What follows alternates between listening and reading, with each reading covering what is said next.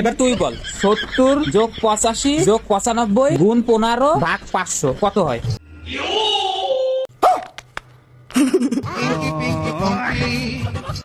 দেখছিস পড়াশোনার প্রতি ওর কোনো মনই নাই, কি করতে আসিস এই জায়গায়? আচ্ছা তুমি কাজী নজরুল সম্পর্কে কিছু বলো।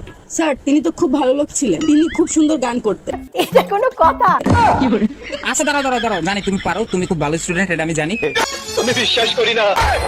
আচ্ছা এবার তুমি বলো কাজী নজরুল ইসলামের দুলাভাইয়ের নাম কি? জানি না।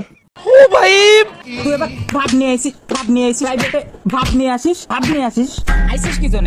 এইরকম বিচার আল্লাহ সহ্য করবে না। জায়গায় কি করতে আইসিস? কালকেই বেতন জমা দিয়ে দেবো স্যার। खत्म, bye bye, tata, goodbye, गया।